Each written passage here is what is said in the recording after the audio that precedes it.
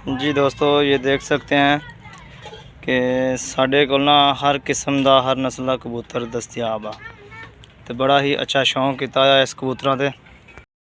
जी दोस्तों, अस्सलाम वालेकुम, क्या हाल चाल है? आप सबका ठीक ठाक हैं, खैरियत से हैं?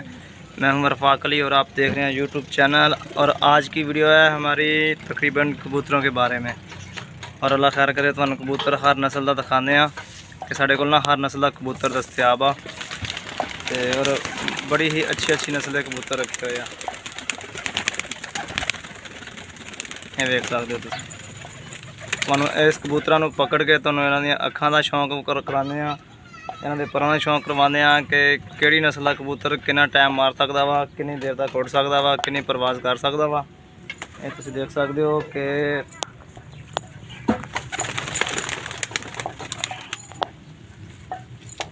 एक कबूतर तुहानूं दिखाने कि इसकी की खासियत आ और ये किहड़ी चीज़ ऐसी आ कि जिहड़ा कि अच्छी परवाज कर सकता है कबूतर।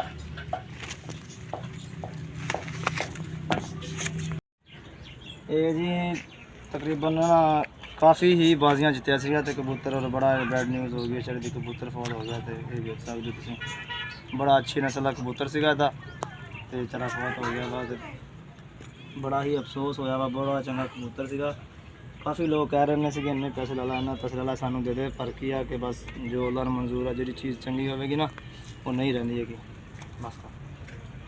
चलो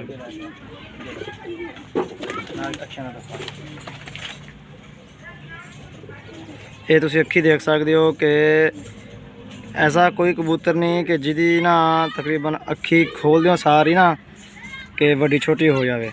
ये तुम गौर नाल देख सकते हो, देख रहे हो ना।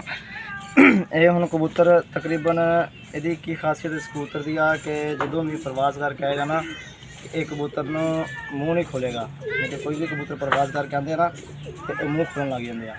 ठीक हो गया, तुम यदि हम दिखाने तुम एक और कबूतर की नस्ल दिखाने। ये सुरखा कबूतर आ और उस तो बाद यदि तुम कलियां दिखाने कि एक कलियां वेखो, ये हो गया। ठीक है, और माशाल्लाह भाई मेरे ने शौक किया हुआ वा, बड़ा ही अच्छा शौक किया हुआ वा। यानी कि बड़ी अच्छी नस्ल के कबूतर रखे हुए हैं और कप वगैरह भी डरदा वा। तो उस तो बाद ना 14 अगस्त भी और तुम ना शौक विखा रहे हैं कबूतरों का।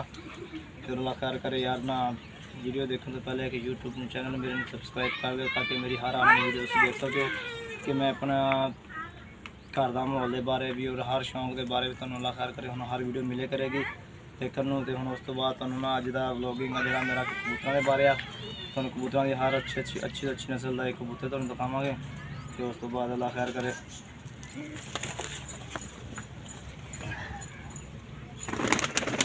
ये देखो जी, इन्हें कहते जी फटीला कबूतर।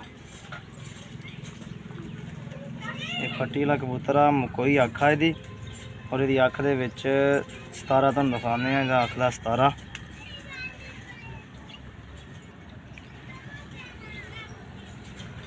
देख सकते हो कि यह आ फटीला कबूतर जिहड़ा कि आसमान ते फुल बुलंदी च नहीं जाता, कि जिहड़ा अध आसमान से ही परवाज करता वा।